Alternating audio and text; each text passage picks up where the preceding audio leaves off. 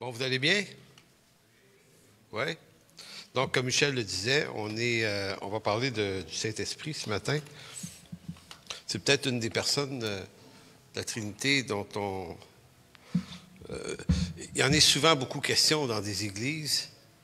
On aime prétendre à tout ce qu'il peut faire en termes de prodiges, et oui, peut-être, sans doute même, mais parler de lui, qui il est, puis comment il agit.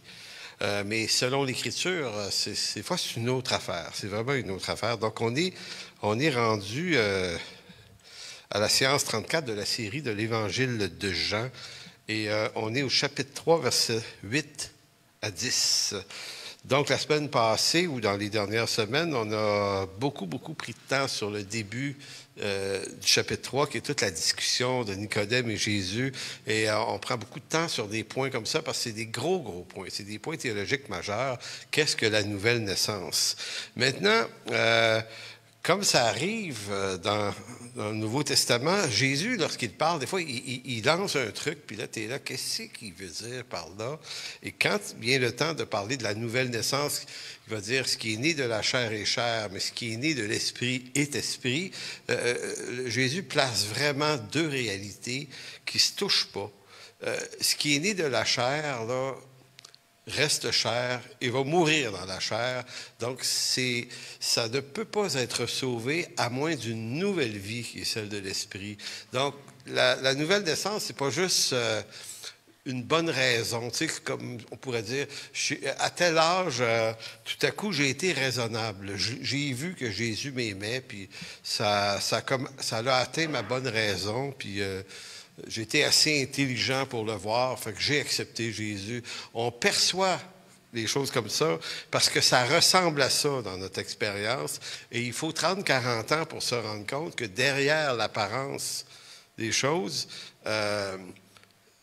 c'était l'œuvre de Dieu, mais vraiment l'œuvre de Dieu. Donc, pour naître de l'esprit, il faut que ça nous vienne d'une œuvre extérieure à nous-mêmes, puisque ce qui est né de la chair ne peut pas le faire arriver pour elle-même. Donc, lisons le texte. Jean 3, 8 à 10. Le vent souffle où il veut, et tu en entends le bruit, mais tu ne sais d'où il vient ni où il va. Ainsi en est-il de tout homme qui est né de l'esprit. Et là, le verset 9, évidemment, ça revient à la fameuse question. Nicodème lui dit, comment cela peut-il se faire? Jésus lui répondit, tu es le docteur en Israël et tu ne sais pas ces choses. Donc, curieusement, on a déjà, dans d'autres prédications, répondu à ce type d'interrogation-là. On avait vu à travers Ézéchiel 36, Ézéchiel 37, beaucoup de textes de l'Ancien Testament que ça n'aurait pas dû surprendre Nicodème que Jésus lui parle d'une nouvelle sorte de vie en esprit, puisque Ézéchiel 37 évoquait cette idée de l'esprit qui redonne vie aux ossements dans la vallée des ossements, dans Ézéchiel 37. Donc, normalement, il aurait dû saisir. Mais il ne l'a pas saisi. On ne rediscutera pas du pourquoi il ne l'a pas saisi, mais on va s'intéresser à l'histoire du vent qui souffle. Donc, partout dans la Bible, l'œuvre du Saint-Esprit reste obscure. Pas obscure au sens négatif du terme, mais obscure au sens imprévisible, mystérieux. Et pourtant, c'est toujours lui qui fait arriver les choses.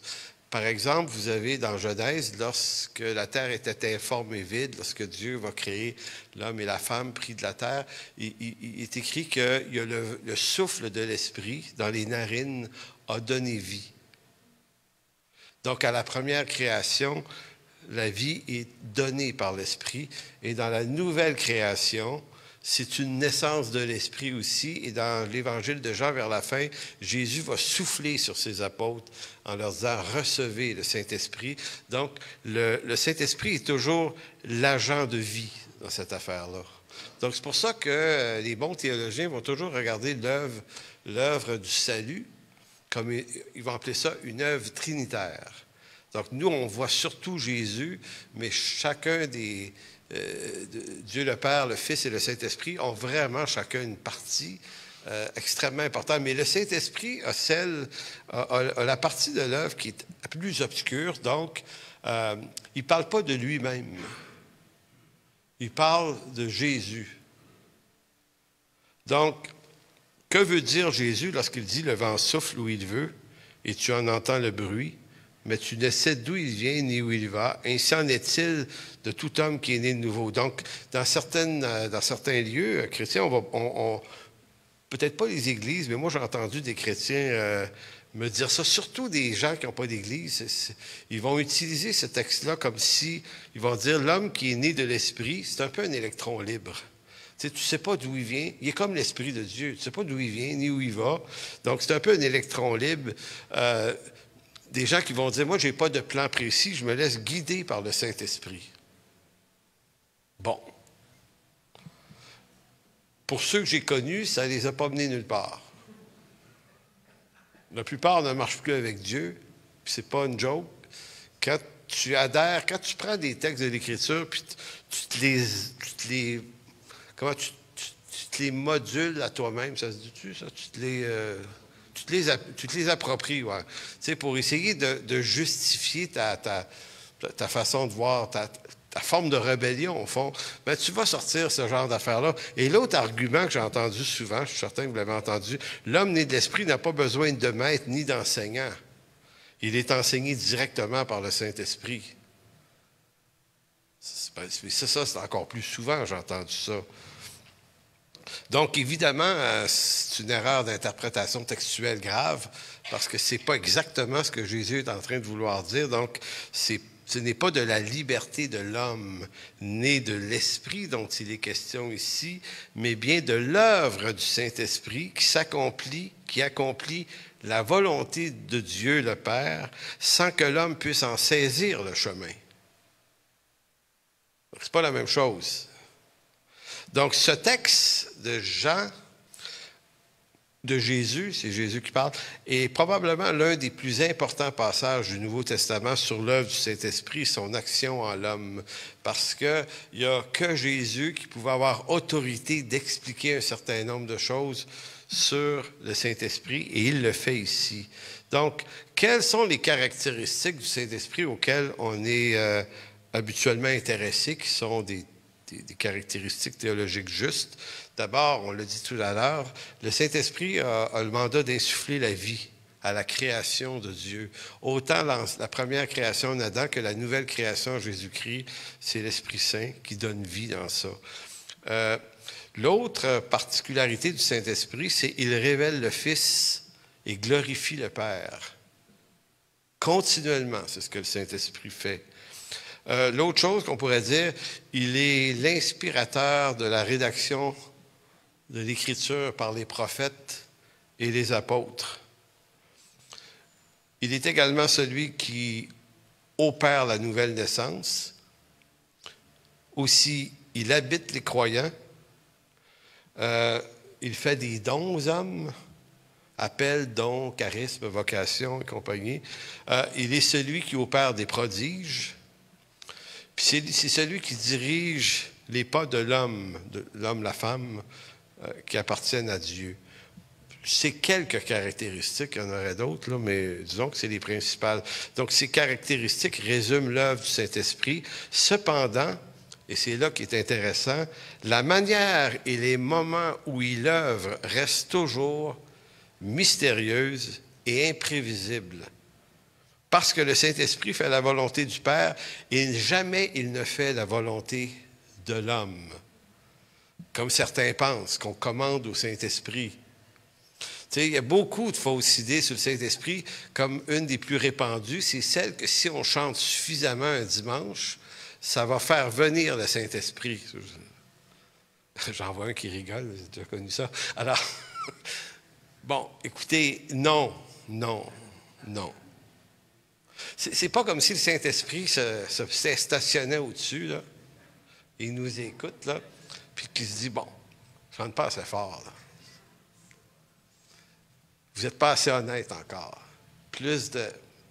Comme s'il fallait mettre plus de je ne sais pas quoi, qui fait qu'à un moment donné, il dit, ah, vous l'avez prêt, m'en viens là. Puis là, tout à coup, il dit, OK, vous m'avez eu, j'arrive. C'est complètement étranger à l'Écriture. Ce qui n'est pas étranger à l'Écriture, c'est que Dieu ou l'Esprit Saint peut effectivement se manifester dans des circonstances, mais il ne le fera pas par vos vertus, vos chants, vos prières, vos n'importe quoi. Il n'obéit pas à vous, il fait l'œuvre d'un autre. Donc, c'est pour ça qu'il peut se manifester, mais ça n'a rien à voir avec nous qui avons coché les conditions pour le faire venir. Pourquoi? Parce que le Saint-Esprit est toujours là. De toute façon, il habite les croyants. De toute façon. Fait que ce matin, on n'a pas à faire venir le Saint-Esprit. Il est forcément là. Et le Seigneur aussi, parce qu'il est avec nous jusqu'à la fin du monde. Donc qu'est-ce qu'on fait venir au juste? Je ne sais pas, mais ça rentre beaucoup dans un registre d'émotions. Et il y a beaucoup, chez certains croyants, une espèce de mélange, de confusion entre l'œuvre de l'Esprit et l'émotion, parce que si le Saint-Esprit vient, c'est sûr que ça va générer énormément d'émotions. Évidemment. Sauf que émotion n'égale pas Saint-Esprit, même si ce sont des émotions très fortes. J'ai déjà dit ça souvent, mais moi, je connais plusieurs personnes. Vous allez voir Céline Dion à Vegas dans le temps qu'elle chantait là. Je ne sais pas s'il y en a qui ont déjà été voir ça, mais ceux qui sont allés me disaient qu'il y en a qui pleuraient pendant qu'elle chantait. Il paraît que c'est tellement fort, là, pas fort au sens de bruit, mais la beauté. Hein? C'est une voix extraordinaire. Puis les arrangements scéniques, c'est tellement bien fait que ça... Mais c'est ça que ça fait de l'art. Un bon artiste, il y a des peintres qui ont suscité de l'émotion devant une toile. Tu sais, les gens qui connaissent ça vont avoir une émotion en regardant une œuvre. Donc, les arts ont cette particularité-là, puis c'est vraiment une très, très bonne chose. Sauf que ça, les émotions, il ne faut pas les mélanger avec l'œuvre de Dieu pour autant. Donc, je relis encore, le vent souffle où il veut, et tu entends le bruit, mais tu ne sais d'où il vient ni où il va. Il en est ainsi de tout homme qui est né de l'Esprit. Donc, l'œuvre du Saint-Esprit ne peut être ni maîtrisée, ni encadrée, ni systématisée, même ni anticipée par l'homme. Tout ce que l'homme peut en comprendre, c'est l'effet. Nous, là, tout ce qu'on peut vivre avec le Saint-Esprit, c'est de constater qu'il a œuvré ici ou là. C'est pour ça que Jésus dit, tu ne peux pas savoir d'où il vient ni où il va, mais tu peux être, comme dit, le vent souffle où il veut et tu entends le bruit. Au sens que tu peux percevoir qu'il a fait telle ou telle chose, mais tu n'aurais jamais pu prévoir ça ni anticiper ça. Puis c'est là que le Saint-Esprit est le plus surprenant. Je vais vous donner un exemple bien fascinant. Beaucoup de croyants pensent qu'ils peuvent faire arriver un réveil par leur jeûne et leur prière. Et quand vous étudiez les grands réveils de l'histoire de l'humanité, ils sont toujours arrivés sans que personne ne s'y attende. Et souvent, Dieu appelle des personnes, qui vont être à l'œuvre au départ d'un réveil. Effectivement, il y a des hommes. Jonathan Edwards, dans les années 1730 à 1750, Dieu va utiliser, donc on pourrait dire, c'est la piété de Jonathan Edwards qui a fait arriver le réveil. Allez dire ça à Jonathan Edwards, il va dire non. Un réveil nous est arrivé. Parce que lui, tout ce qu'il faisait au début, il priait avec un de ses amis un midi par semaine. Qui a déjà fait ça? Tu sais, la plupart des pasteurs, là, on a fait ça. Là, on a essayé de faire arriver des moments de prière. Puis, écoutez, s'il fallait que le Saint-Esprit aille opérer un réveil à chaque fois qu'on en a commandé un, on serait en réveil continuellement. Là, c'est-à-dire, on vivrait ça toujours à journée à la semaine longue. Écoutez, cette semaine, dans le monde, il y a peut-être 200 000 à 300 000 églises là, qui ont calé le réveil. Là. Facilement, là. Il y a des églises qui commandent un réveil à chaque semaine. Ça n'arrive pas. Puis là, ils disent, mais on doit être pas assez pieux, il doit y avoir du péché dans nos vies, il doit y avoir ceci, il doit y avoir cela. Et là, on est toujours en train de regarder notre piété comme si c'était de notre piété dont il s'agissait. Puis souvenez-vous que lorsque Pierre et Jean ont guéri un boiteux, c'est-tu dans Acte 4 ou 5? Tu sais, ils s'en vont au temple. juste après la Pentecôte, puis ils vont guérir un boiteux, puis tout le monde est stupéfait. Eux, là, ils ne l'ont pas vu venir. C'est ça l'œuvre de Dieu. Elle arrive en chemin. Puis eux autres se retrouvent devant cet homme-là, puis tout à coup, ils vont prier pour lui, il va être guéri. Donc, ils s'en allaient pas dans un meeting de guérison. Et là, la foule est étonnée, puis c'est Pierre qui va dire, il dit, regardez-nous pas comme si c'était, ou regardez pas la situation comme si c'était notre piété qui avait fait ça. Donc, c'est comme ça qu'il agit, le Saint-Esprit. Donc, on n'est pas en train de se dire ce matin qu'il n'agit pas. On est en train de dire qu'il agit selon le dessein de Dieu. Donc, nous, à un moment donné, on peut être témoin de quelque chose d'extraordinaire qui est l'œuvre du Saint-Esprit, mais vous n'auriez jamais pu faire arriver ça. Parce qu'il ne vous obéit pas. Une chance. S'il fallait que Dieu ait répondu à toutes nos prières, on en a eu des bizarres des fois, hein? Donc, c'est de l'œuvre de Dieu, c'est de la gloire de Dieu dont il est question. Donc, c'est pour ça que je dis que cette œuvre peut être ni maîtrisée par l'homme, ni encadrée par l'homme, ni systématisée, ni anticipée. Tout ce que l'homme en comprend est l'effet de son œuvre qui se constate, mais toujours de manière imprévisible. Donc, 2 points là-dessus. Certains chrétiens anticipent ces miracles de l'Esprit Saint et ces interventions comme si elles étaient prévisibles d'avance, donc ces prodiges. Or, dans l'Écriture, l'Esprit Saint agit toujours sans aucune prévoyance. Donc, je ne peux pas vous inviter vendredi soir prochain à un événement où je pourrais vous dire le Saint-Esprit va être là. Puis il va se passer ceci et cela. Si je fais ça, je suis un manipulateur et un menteur. Je ne peux pas savoir moi-même si je vais être vivant vendredi prochain. J'espère que ce n'est pas une prophétie, là, pour ça. Non, mais tu sais, des fois, un gars dit quelque chose de même, tu sais. Il est mort cette semaine, les gens vont dire, il l'avait dit dimanche. Donc, pour éviter que ça arrive, vous effacerez ce bout-là du message. Non, sérieusement. Donc, vous voyez, tu ne peux pas décider, toi, selon ton émotion, ta créativité, puis je suis certain que l'intention est vraiment bonne, là, des gens qui annoncent ça, ils veulent voir Dieu, mais sauf que tu peux organiser quelque chose vendredi soir, si tu veux, mais dis pas ce qu'il va y avoir dedans avant. Parce que sinon, tu vas faire en sorte que ça ait l'air d'arriver. Puis ça, on est bon dans ça. Tu sais, depuis l'invention de l'électricité et de l'électronique, là, on est capable de créer des conditions gagnantes pour au moins susciter une grande émotion et dire, vous voyez, ça s'est passé. Puis là, tu vas dire, non, c'était nous autres qui a fait arriver ça. Le Saint-Esprit, tu ne peux pas anticiper son œuvre. L'autre piège consiste à croire qu'on peut encadrer l'œuvre du Saint-Esprit à l'intérieur de notre famille d'Église. Or, si le Saint-Esprit n'est pas conduit par notre approche à nous, son œuvre échappe à nos dimensions chrétiennes, si juste soit-elle. Donc, ça, c'est une autre forme d'orgueil qu'on a. On dit, dans notre famille d'Église, nous, on l'a mieux. Qui s'est pas dit ça? Notre Église, nous autres, là, Et qui ne sont pas chanceux, les autres, de ne pas être comme nous. Ils ne savent pas, ce n'est pas de leur faute. Fait que nous, on te remercie, Seigneur, de nous avoir fait si bon, si juste, si connaissant, si plein d'affaires. C'est de la stupidité, au fond. Parce qu'il faut rester humble. Si Dieu nous donne quelque chose de bien, là, réjouissons-nous, on va lui dire merci.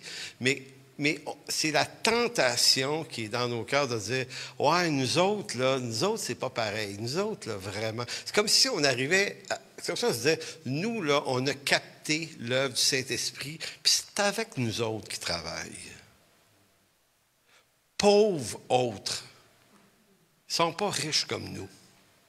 Puis ça, là, que vous soyez dans le monde charismatique ou dans le monde ultra pas charismatique, la même orgueil nous habite tous.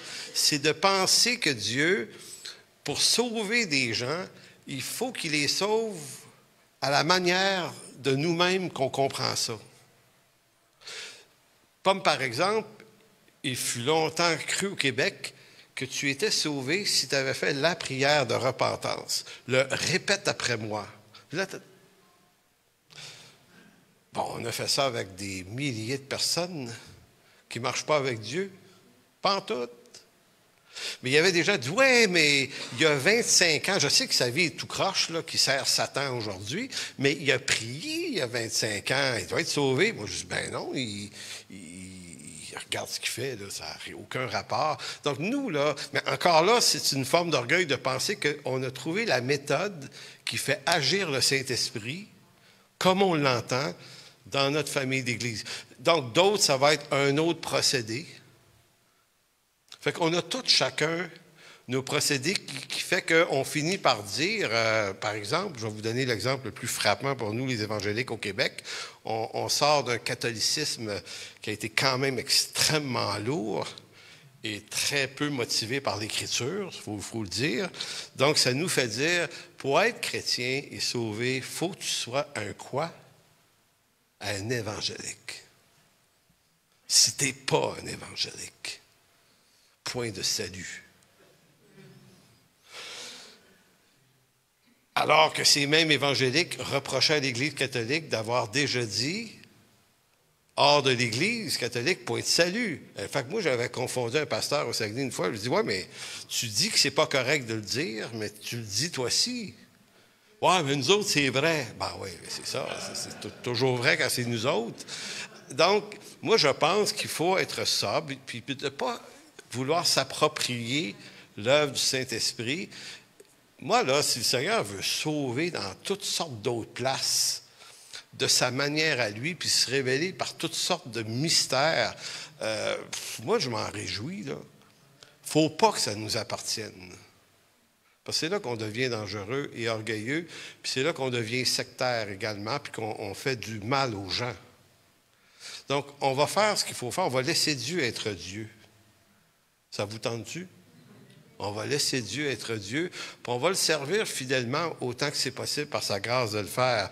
Donc, Dieu annonce d'avance des événements, ça c'est vrai, parce que quelqu'un vous dit, ouais, mais il y a des prophéties qui disent qu'il va faire ceci, et c'est tout à fait vrai. Il annonce des événements par des prophètes, mais jamais l'homme n'est capable de prévoir quand, où et de quelle manière le Saint-Esprit accomplira ces prophéties.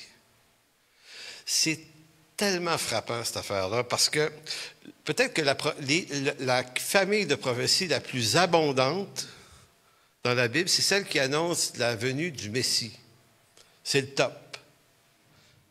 Et avec des précisions, là, les semaines de Daniel, puis ça pouvait se prévoir, bien, des Babyloniens, là, des sages en Babylonie ont été capables de capter cette affaire-là, puis de s'en venir. Et pourtant, si vous êtes en Israël, l'année ou la semaine ou le mois où Jésus est né, eux autres, ils ne l'attendent pas. En fait, ils l'attendent, mais pas là. Ils ne savent pas trop. C'est étrange, non? C'est vraiment étrange. Et si jamais il y avait eu quelques Juifs en Israël, il y a 2000 ans, qui l'attendaient, mettons qu'il y en avait qui disaient, oh, il s'en vient, il s'en vient. Il l'aurait attendu où, à votre avis? À quelle place s'attendrait-il à voir le Messie se révéler? Au temple. Ils vont dire, hey, ça ne peut pas être ailleurs que Jérusalem. C'est dans les grandes villes. Tout au Québec, ça se passe à Montréal. Tu sais, peut-il sortir quelque chose de bien de Laval? Là, excusez. Enfin, mon frère est là, je vais faire une petite joke de même. Non, mais c'est comme, on est toujours coincé dans des idées, mais pour les Juifs, ils auraient eu raison de penser ça, parce que le temple exprime la présence de Dieu, c'est vraiment de Dieu, là. Mais non, il va naître à Bethléem, ailleurs. C'est ça l'œuvre de Dieu. Ça ne se passe pas comme on veut. Ça ne se passe pas comme on l'appréhende. Ni quand, ni comment, ni où. Donc, c'est ça qui est intéressant avec Dieu. Et donc, c'est vrai pour la naissance de Jésus, mais c'est vrai pour plein d'autres choses. Par exemple, quand Dieu va dire à Abraham, quitte ton pays, ta patrie, tu sais, c'est toute l'œuvre de Dieu et du Saint-Esprit, cette histoire-là, et va dans le pays de Canaan. Et au fond, son appel, c'est de faire un bébé. Hein? C'est à peu près juste ça. C'est quand même des appels intéressants. Je dis ça de même, là. Faites un enfant. Fait que tant que vous ne l'avez pas, pratiquez la chose. Et finalement, Dieu rend ça complètement impossible parce que pour que ce soit de Dieu, il faut que tu ne puisses pas le faire arriver. Ça, c'est une autre contrainte de l'œuvre de Dieu. C'est toujours impossible. Pourquoi? Parce que Dieu va être glorifié par une œuvre de son esprit. Fait qu'à un moment donné, c'est arrivé. Pouf, c'est arrivé.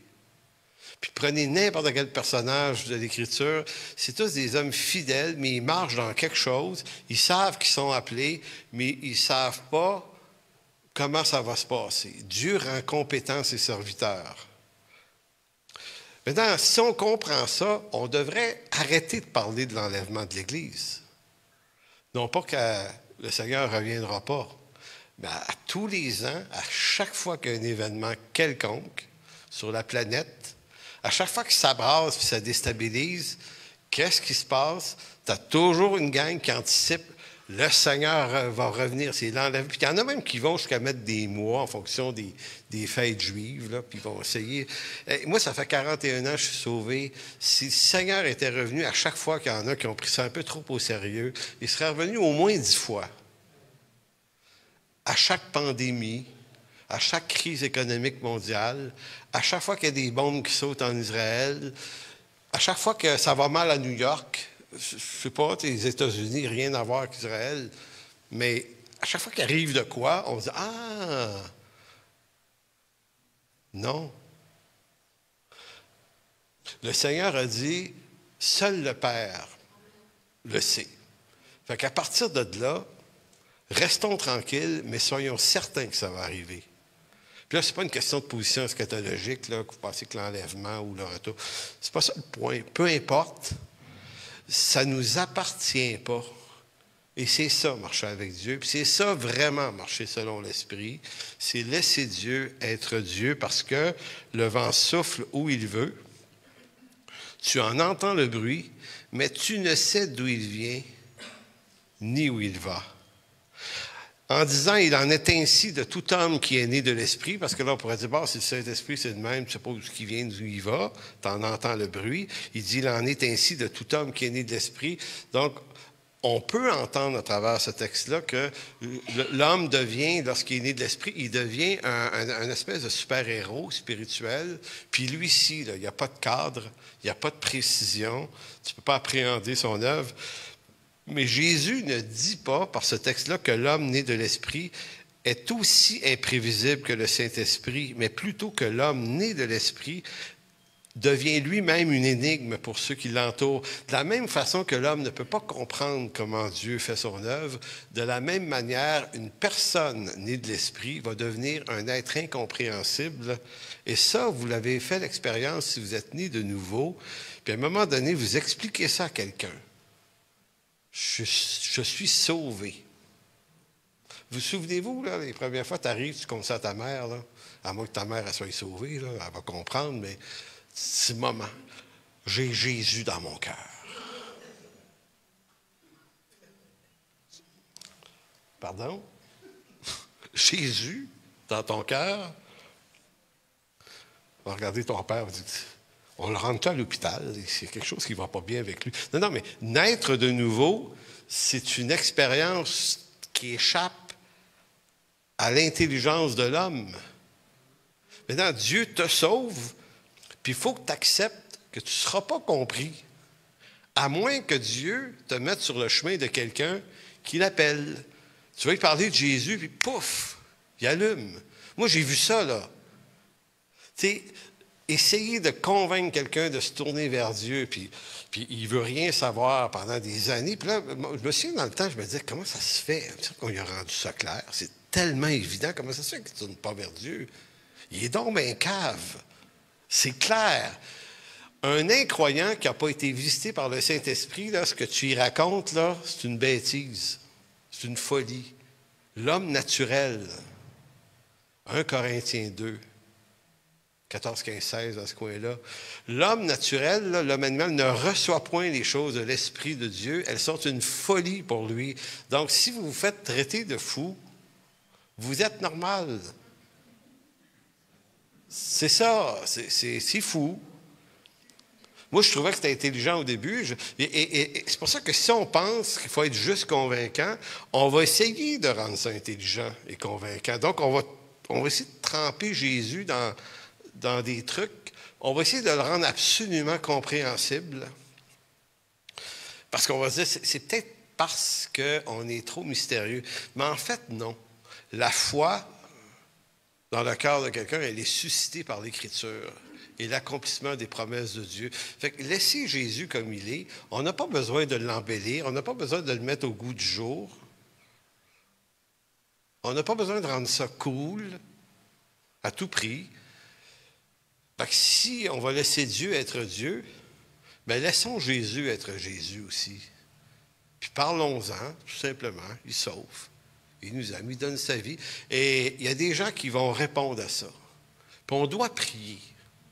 On doit prier pour que les gens répondent à ça parce que Dieu sauve encore aujourd'hui. Donc, on ne peut pas s'enfermer dans un espèce de truc en disant « Non, ben regarde, Dieu, il a déjà choisi d'avance. » Ça ne nous regarde pas qui Dieu a choisi d'avance. Nous, ce qui nous regarde, c'est d'être des témoins. Fait que soyons des témoins, puis mêlons-nous pas de ces affaires à lui. Donc, si vous êtes né de nouveau, vous savez que les gens autour de vous ne saisissent pas pourquoi vous faites ce que vous faites. Et là, je vais vous nommer une couple d'affaires que vous faites, si vous êtes chrétien, qui n'ont pas de sens. Vous priez. Pour un incroyant, là, mais quelle perte de temps. Devant le Seigneur, même moi, là, que des temps dans ma vie, tu pries, tu es là, bon, m'entends-tu? Moi, j'ai pogné des creux, des fois. Il existe-tu, finalement? Mais ça fait partie de la vie chrétienne, là. C'est des hauts et des bas. Mais néanmoins, un chrétien, ça prend du temps pour prier. Tu sais, des fois, là, tu es au restaurant, puis je ne sais pas si vous vivez ça des fois. Tu sais, tu as des chrétiens autour de la table, puis tu as un ou deux pas chrétiens dans la gang. Puis là, il y en a un qui dit « Bon, on va prier. » Fait que là, tu sais, les incroyants ne savent plus dans quelle posture tu te mets. Tu sais, ils vont fermer les yeux en gardant ouvert. C'est comme... si c'est la première fois, là, c'est complètement bizarre. Ils vont dire « Ils sont bizarres. » Une autre affaire qui ne fait pas de sens, c'est que vous allez à l'église le dimanche matin, vous autres. Surtout après une défaite du Canadien. Ouais, comme hier. Bon, bref, non, sérieusement, on va à l'église le dimanche. Tu sais, on est en congé 2 jours, là, si vous travaillez. Puis là, il y a une de ces 2 journées-là que tu es prête à en amputer presque la moitié pour dire, ben, allez voir Jésus. On va aller voir la gang de Jésus. On va aller chanter des cantiques de Jésus à l'église. Tu sais, pour un incroyant, ben, il peut respecter ta foi. Tu sais, j'écoutais un segment d'une émission de M. Bureau, Stéphane Bureau, cette semaine, non, hier, où il reçoit 3 jeunes convertis chrétiens, 3 jeunes dans une émission de Télé-Québec. C'était très intéressant la discussion qu'il y a avec eux autres. Puis, tu sais, lui, il dit... Il est très respectueux des 3 jeunes qui sont là. Et il leur dit à un moment donné, il dit, moi, je ne l'ai pas la foi que vous avez. Puis il dit, je ne l'ai pas, mais il dit, ça m'intéresse. Je veux comprendre, mais il dit, je ne l'ai pas. Puis là, tu as un jeune qui est là, qui dit, ben moi, il dit, c'est quoi toi? Ben, il dit, moi, je me suis converti il y a quelques années. Puis là, il dit, je fréquente une jeune fille. Il dit... on va se marier, puis là, ouais, comment tu vis ça? Ben, il dit, nous autres, on ne couche pas ensemble. Là, c'est comme bureau, il est comme, oh, ah ouais, non. Non, il dit, ben d'ailleurs, il dit, moi, je suis rendu dans une famille chrétienne. Le gars dit à la TV, il y a 25 ans, il dit, je n'ai jamais eu de relation sexuelle, moi, encore. Écoutez, moi, j'étais là, gloire à Dieu pour ce jeune homme qui vient de dire à je ne sais pas combien de centaines de milliers de personnes, vous allez me trouver complètement innocent, parce que d'aujourd'hui, quoi? T'as jamais fait l'amour? T'as 25 ans, 26... Tu sais, tu deviens, toi. Mais c'est ça, le petit gars, il a dit ça. Ben, le petit gars, le jeune homme. Moi, j'étais là, wow! C'est peut-être la marque d'un chrétien, c'est que tu n'as pas peur de la folie qu'incarne ta vie, ton témoignage. Parce que ce qui attire le plus les gens, moi j'ai remarqué ça, c'est la différence. Moi, quand je suis allé la première fois à l'église en 83, là, ce qui m'a frappé, c'est la différence. Moi, j'étais un musicien de bar, là, avec tout ce qui vient avec. Là. Et là, tu arrives dans une église, tout le monde est clean, poli, bien vêtu. Il n'y a pas de cruise entre les gars et les filles. Puis là, ça ne flirte pas absolument.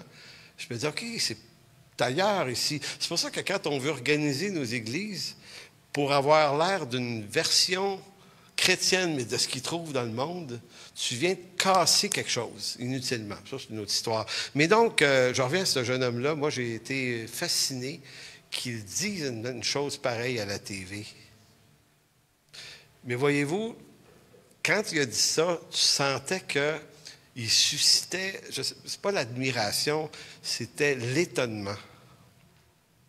Donc, une autre affaire que vous faites, qui est absolument pas normale, des standards de ce monde, c'est que vous lisez un livre, un vieux livre, une vieille patente, aux yeux des gens du monde, là. Hey, c'est vieux, là. Écoutez, des livres pas mal plus récents que ça à acheter, là. Allez au salon du livre, là, il est sorti plein d'affaires cette année, là. Tu sais, en histoire, quand j'étudiais en histoire à l'université, là, quand tu fais une recherche sur un sujet, les profs vont dire, il faut que tu trouves les ouvrages les plus récents, là, les plus à jour sur le sujet. Un livre 10, 15 ans en avant commence à être vieux, à moins que ce soit un grand classique. Nous, on lit un livre qui a 2000 ans. Pour le Nouveau Testament, l'Ancien est encore plus vieux. Qu'est-ce que vous faites? Perdez votre temps, c'est ça. Donc, vous parlez de Jésus librement. Donc, ben, on n'a pas tous la même hardiesse, mais c'est quand même, je ne sais pas, moi j'enseigne des cours, mais ça sur ma page Facebook, mais tous mes cousins, cousines, mon oncle, ma tante, plein de monde qui écoute ça, là.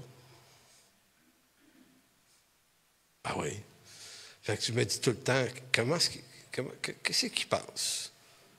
Puis, à un moment donné, je dis, c'est pas grave ce qu'ils pensent.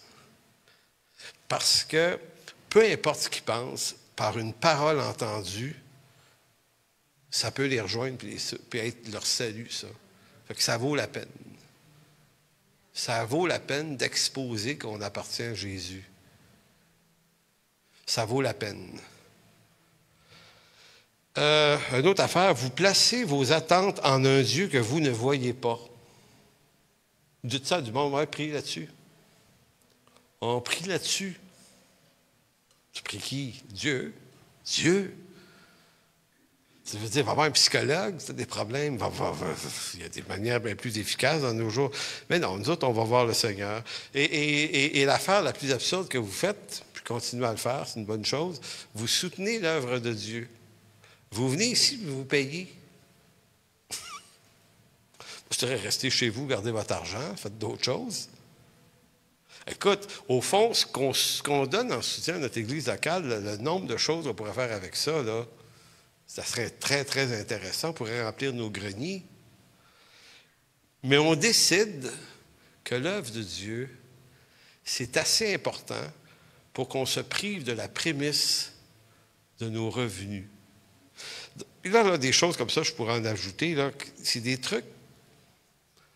Donc, c'est pour ça que celui qui est né de l'Esprit, nous dit Jésus, il devient aussi une bébite un peu incompréhensible.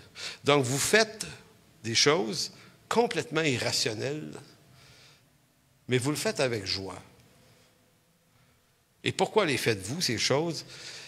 Qu'est-ce qui éveille en vos cœurs le désir de marcher dans des voies qui restent incompréhensibles à vos amis et à vos proches, C'est quoi qui vous fait faire ça? C'est l'espérance qui est en vous. De toutes les choses étranges et incompréhensibles qui meublent la vie d'un chrétien, l'espérance qui est en lui est la chose la plus grande et la plus noble. L'espérance.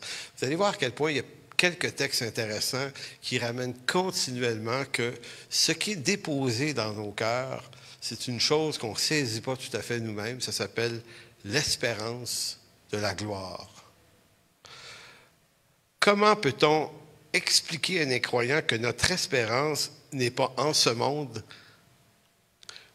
qui est pourtant complètement réel, mais que nous la plaçons plutôt en un Dieu qui, à leurs yeux, est complètement irréel. Donc, il faut qu'il se soit passé quelque chose. En Colossiens 1, 27, en parlant de l'Église et tout ça, Paul dira, « Dieu a voulu faire connaître quelle est la glorieuse richesse de ce mystère parmi les païens, à savoir Christ en vous, l'espérance de la gloire. » Donc, c'est pas juste il nous a sauvés pour qu'on devienne du meilleur monde, là. Non, il nous a sauvés pour une espérance pleine de gloire. Et au fond, et on va voir à travers d'autres textes qu'on s'en soit rendu compte ou pas, c'est ça qui fait qu'on décide d'être fidèle à Dieu. C'est l'espérance de ce grand jour où nous serons délivrés de ce corps de mort pour enfin entrer dans la destinée éternelle de la gloire de Dieu pour l'éternité. En Romains 5, 1 et 2, il est écrit, « Étant donc justifiés par la foi, nous avons la paix avec Dieu par notre Seigneur Jésus-Christ, à qui nous devons d'avoir eu accès à cette grâce, dans laquelle nous demeurons fermes. » Tu sais, quand je vous disais, on prie, on lit notre Bible, on va à l'église, on fait plein de choses. Donc, on demeure ferme. Et nous glorifions dans quoi? Dans l'espérance de la gloire de Dieu. Donc, il n'y a pas juste Colossiens 1, 27 qui parle de la gloire, l'espérance de la gloire de Dieu. Éphésiens 5, 1 et 2 aussi. Pierre aussi va parler de l'espérance de la gloire. 1 Pierre 3, 13 à 15. Et qui vous maltraitera, et ce qui est particulier de Pierre veut dire, tu es même prête à être rejeté et maltraité pour ça, en plus. Donc, et qui vous maltraitera si vous êtes zélé pour le bien d'ailleurs, quand vous souffririez pour la justice, vous seriez heureux. N'ayez d'eux aucune crainte et ne soyez pas troublés, mais sanctifiés dans vos cœurs, Christ le Seigneur étant toujours prêt à vous défendre avec douceur et respect devant quiconque vous demande raison de l'espérance. Encore ici. Là, c'est plus Paul, c'est Pierre. Il dit, il y a une espérance qui est en vous. C'est cette chose-là qui nous fait vibrer, qui nous fait se fidéliser. Donc, cette espérance, Paul en reparle dans Romains 5, 5. Or, l'espérance ne trompe point, parce que l'amour de Dieu est répandu dans nos cœurs par le Saint-Esprit qui nous a été donné. Donc, c'est pour ça que la vie chrétienne, ce n'est pas simplement une expérience spirituelle où nous tentons de réussir notre vie, mais cette fois-ci avec un peu plus de power qui est la puissance du Saint-Esprit. Comme si Dieu disait, regarde, dans ta chair, tu as échoué, là, je te donne une deuxième chance, une deuxième vie, mais manque-la pas celle-là. Non, la vie chrétienne, c'est pas ça du tout. La vie chrétienne, c'est l'apprentissage en cette vie d'une autre sorte de vie qui est à la gloire de Dieu par l'espérance que Dieu a déposée dans nos cœurs par son esprit. Vous savez, la façon dont Dieu agit, je le disais tout à l'heure, puis je veux juste revenir sur un court témoignage qui m'est arrivé. Comme beaucoup de croyants, j'ai souvent prié pour demander à Dieu de faire arriver toutes sortes de choses. Et ce que j'ai demandé, ça n'est à peu près jamais arrivé. Mais il est arrivé des choses. Et les choses qui sont arrivées, c'est toujours des choses que je ne pouvais pas prévoir. Et parmi celles-là, une des plus étonnantes date d'à peu près il y a 15 ou 16, 17 ans. Je suis à Kigali, au Rwanda. Et puis, on est 6. On est 5 Blancs, puis un Haïtien qui est Pierre Véricain qui est avec nous. Et là, on est à Kigali parce que j'étais déjà allé là, puis j'avais fait des contacts avec des pasteurs là-bas, puis bref, on a fait des amis un peu. Puis à un moment donné, il y en a un qui vient nous voir, qui nous dit, ça vous tente-tu d'aller faire un voyage de 3 heures en autobus, puis vous rendre au Congo, juste à côté, dans la ville de Goma, 3 heures de route, où un volcan a explosé il y a 7 mois et a enseveli 60 à 70 de la ville de Goma sous 6-7 mètres de lave. Il y a une partie de la ville qui a survécu, qui est encore là, et il y a une église baptiste dont le pasteur est mort. Et c'est la femme du pasteur qui s'occupe, en attendant qu'un homme vienne prendre la place, ben elle s'en occupe. Elle s'appelle Madame Eugénie, cette femme-là. Et là, puis elle est malade, elle a probablement un cancer. En tout cas, bref, ça va mal. Il dit, vous n'auriez pas une journée à aller là-bas puis essayer d'aller les encourager. Fait que nous, on se dit, ouais, peut-être qu'on...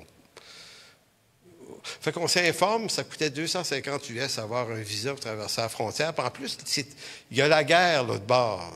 C'est pas drôle, là.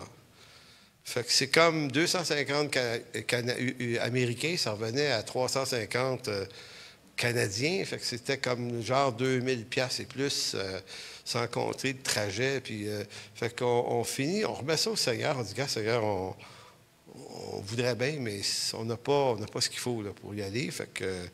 on décide d'y renoncer et tout à coup, on reçoit une invitation. J'essaie de vous montrer comment le Saint-Esprit, des fois, fait arriver des trucs de façon mystérieuse, obscure, mais grandiose.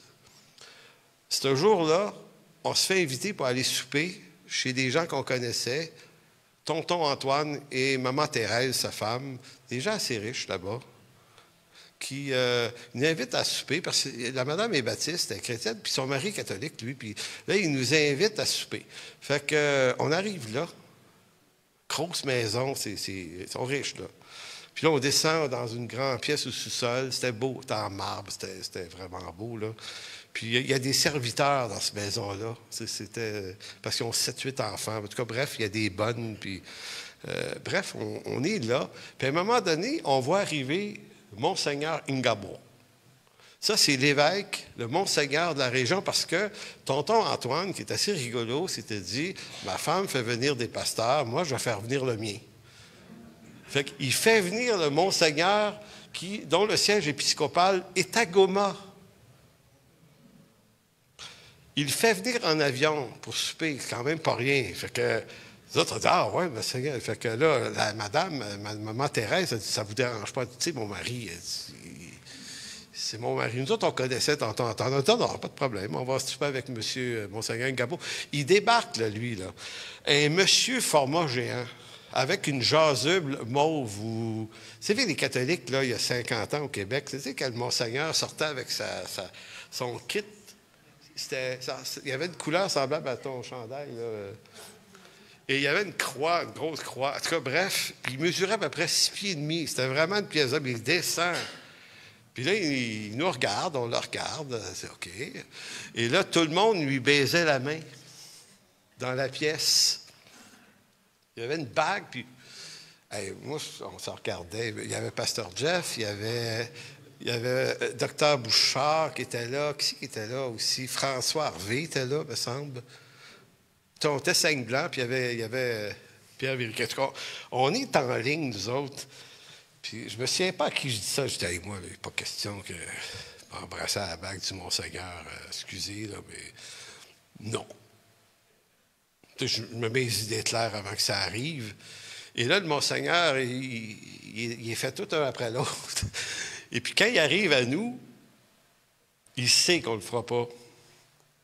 Il dit, non, vous, il dit, on va se serrer la main. Il dit, je vous connais, les chrétiens évangéliques. Il parlait d'un très beau français. Et puis, il nous serre la main chaleureuse, très gentil, le monsieur. On soupe avec lui. On y raconte, quand on apprend qu'il reste à Goma, on lui dit, ah, justement, on était invités, mais on ne peut pas y aller. Je lui dis, une petite église là-bas. Puis il nous dit, ah ouais, mais il dit, quelle église? Bon, on dit, c'est une église baptiste. Le pasteur est mort. Il dit, l'église de Mme Eugénie. Je dis, ah oui, vous la connaissez? Il dit, oui, très bonne amie à moi. Ah, OK. Mais il dit, vous êtes invité? Il dit, oui, mais on ne peut pas y aller parce que ça coûte trop cher. Ah, mais il dit, avec moi, il n'y a pas de problème. C'est l'accent africain, qu'il n'y a pas de problème. Il dit ça de même tout le temps. Alors, en disant non, il n'y a pas. Il dit non, il dit rendez-vous à la frontière de Goma et demain, je vais vous chercher avec mes véhicules. Et il a vraiment fait ça. On s'est rendu là, arrivé à la frontière, il y a des militaires partout. C'était un peu hallucinant de voir ce que c'est, là, des chars d'assaut, puis des jeeps, puis des gars armés jusqu'aux dents. Là, il y en a plein. Monseigneur Ingabo, il nous va l'autre bord de la frontière, c'était pas très loin. Il passe avec les jeeps, lui. Il nous embarque, il repasse, il ouvre la vitre, puis il dit au douanier, « Ce sont mes amis, mes invités. » Le douanier, « OK. » On a rentré Grato. Puis on s'est promené dans Goma, il nous a amenés au pied du volcan qui fumait encore. Écoutez, c'est une des choses les plus hallucinantes que j'ai vécues dans ma vie. On roulait sur une route, puis des fois, il fallait contourner des cratères, il y avait de la lave, on la voyait fumer. Lui, je promenais à travers ça. Puis il y avait des militaires à toutes sortes de places. Puis à un moment donné, je lui dis, moi j'étais assis en avant, tu sais, je parlais avec lui. J'ai dit, vous ne trouvez pas ça dangereux un peu? Il dit, si, mais tu vois, il n'y a pas de problème, on est habitués, c'est comme ça. Puis des militaires partout. J'ai dit, oui, mais des militaires, ça ne vous fait pas peur? Avez-vous déjà eu un problème? Il dit, si, ça peut arriver, qu'on me tire dessus. J'ai dit, quand ça? Ben, il dit, comme ça, quand on roule, ça peut arriver. Et là, on retourne, on regarde les autres, tout le monde, OK. On retourne dessus. Finalement, il nous a invités à manger, mais pour faire une histoire courte, vite plutôt, ça finit qu'il va nous reconduire à l'église de Mme Eugénie, puis on est comme 4-5 heures en retard. On avait rendez-vous à 1 heure. On est arrivé à 5 heures, à peu près. Puis moi, en bon québécois, 5 heures en retard, ça fait longtemps qu'on a fermé la shop, là. Tu sais, ici, là, 15 minutes en retard, tout le monde devient nerveux, mais là-bas, 5 heures plus tard, on arrive là, puis ils sont tous là. On ne comprend pas qu'ils ont attendu 5 heures. Quand on rentre, ils chantaient. Fait qu'ils ont continué à chanter, ils n'ont même pas arrêté, ils ont continué un bout. Puis là, on a partagé la parole, parce qu'ils savaient qu'on allait venir, évidemment, là, on leur avait dit. Puis vers 9h30, 10h, on était à moitié morts, nous autres. On nous amène dans l'endroit où on va dormir, une maison avec des lits, tout ça. Puis Mme Eugénie, là, c'était elle qui organisait les trucs. Puis une bonne partie de l'Église nous suit jusqu'à cette place-là. Fait que on se disait qu'ils n'ont pas... Ils ont attendu 5 heures, ils ont chanté une autre heure, ils nous ont entendu parler, prêcher pendant 2 heures, 2 heures et demie. Moi, il me semble que... On va se coucher, là. Mais pas eux autres, ils nous suivent. Puis là, nous, on nous sert à manger ce soir-là, puis on mange, puis on est assis dehors, puis la cour est pleine de monde qui sont debout, qui nous regardent manger. C'est malaisant. C'est comme... C'était malaisant. On mange, puis et là, il y en a qui lèvent la main, qui avaient des questions sur la parole. Puis là, ça part un rap. Puis il y a un tas de questions. Ça toffe comme ça jusqu'à peu près 11h30, minuit le soir. Et nous, pendant qu'on vit ça, on se dit, coudonc, qu'est-ce qu'on est en train de vivre, là? Tu sais, on se sent comme dans le livre des actes, tu sais, quelque chose qui n'arrive pas normalement. Et là, à un moment donné, Mme Eugénie, à un moment donné, avoue qu'on est à moitié mort. Fait que là, elle congédie la foule avec autorité. Partez. Ils ne voulaient pas partir, mais elle a fait ce qu'il fallait, ils sont partis.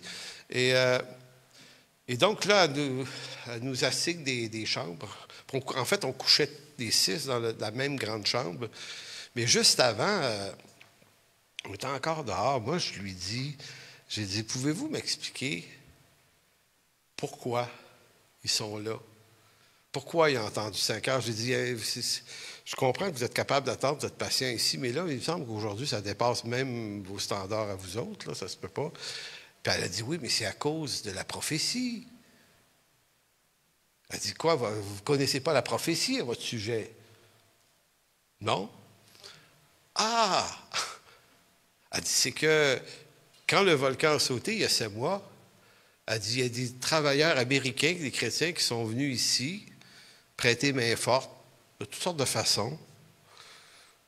Puis elle dit, ils venaient à notre église le dimanche, ces gens-là, Puis elle dit, quand ils sont partis, il y en a un qui nous a dit, dans 7 mois, il y a des Canadiens qui vont venir vous visiter, ils vont être 6. 5 blancs, un noir. Ils vont venir vous encourager. Manquez pas ça. Quand on a entendu ça, moi, je me souviens de l'effet que ça a eu sur moi. J'ai comme eu peur. C'était comme si on était comme... vous savez qu'on se parlait dans la chambre, on disait hey, « ça se peut-tu, une affaire de même? Ça se peut-tu? » Ben oui, ça se peut. Mais tu ne peux pas faire arriver ça. C'est ça l'œuvre de Dieu. Dieu agit et son esprit agit en fonction des promesses qui sont données par le Saint-Esprit et par Dieu. Donc, on n'a pas à essayer de faire... Et si on pouvait avoir une application de tout ça, ça vient calmer quelque chose dans nos cœurs de chrétiens, c'est qu'on n'est pas appelé à faire arriver des grandes choses pour Dieu. On est appelé à laisser Dieu faire arriver des grandes choses selon sa volonté. Et on n'est pas mesuré par Dieu à la quantité de grandes choses qu'on arrive à faire ou pas, ou nos réussites et nos échecs. Là. Quand on rentre là-dedans, là, c'est le bordel, c'est le chaos. On attend ce que Dieu veut faire, puis peut-être qu'il en fait plus pour certains, puis peut-être moins pour d'autres, mais ça ne vient pas mesurer la qualité de notre appartenance à Dieu. Ce n'est pas de ça dont il s'agit. Puis quand vous regardez l'Ancien Testament, là, vous avez un Moïse là, qui écrit un code législatif, là, ma foi, extrêmement fort. Et puis vous avez un Abraham qui fait un bébé. La distance entre les deux est énorme en termes de... Puis si Abraham se trompe, il fait un bébé à servante en passant parce qu'il souffre d'une certaine impatience. Donc les appels, c'est pas une question de quantité. C'est juste une question de laisser Dieu faire son œuvre en son temps. Je terminerai par 2 Corinthiens 1, 20 à 22 qui dit « Car pour ce qui concerne toutes les promesses de Dieu, c'est en lui qu'est le oui. C'est pourquoi encore l'Amen par lui est prononcé pour nous à la gloire de Dieu. Et celui qui nous a fermis avec vous en Christ et qui nous a oints, c'est Dieu, lequel nous a marqués d'un sceau et a mis dans nos cœurs les arts de l'esprit. » Le mot « art » qui veut dire « arabon » dans le grec, c'est le gage. Le Saint-Esprit est un gage de la présence de Dieu en vue de notre éternité. Donc, ce qui assure notre éternité, ce n'est pas tant notre fidélité que sa présence à lui. Et lorsqu'il est décrit qu'en lui, on a le « Amen » pour toutes les promesses de Dieu, ce n'est pas les promesses qu'on s'imagine. Moi, je pense que Dieu devrait me faire ci dans ma vie, devrait me bénir de telle matière. On s'en crée des promesses. Ce sont les promesses de l'Alliance. Les promesses de l'Alliance. Ce que Dieu a promis dans sa parole, c'est-à-dire la garantie de notre espérance de la gloire de Dieu, le « Amen » de cette promesse-là, là, il ne repose pas sur vous, c'est le fardeau de Dieu de le faire arriver. Donc, merci Père de bénir cette parole aujourd'hui. Merci pour ton esprit. Et Seigneur, merci que ton esprit, justement, cette personne est une œuvre qu'on ne peut pas appréhender, ni maîtriser, ni systématiser, d'aucune façon. C'est toi qui fais une œuvre, Seigneur, et d'ici à ce que tu en fasses une autre, tout ce qui nous est demandé à nous, c'est d'être trouvés fidèles, puis de marcher avec toi dans ce qu'il y a d'ordinaire. Parce que c'est plutôt ça qui est la vraie vie chrétienne, la vie ordinaire. Et lorsqu'il te plaît, Seigneur, de faire une chose extraordinaire, c'est juste une grande bénédiction, une grande richesse, un grand encouragement. Alors, merci de fortifier nos cœurs. Merci de nous bénir. Merci de faire des clins d'œil comme ça aussi par ton esprit, Seigneur. Ça nous vivifie beaucoup. Merci, mon Dieu. Amen.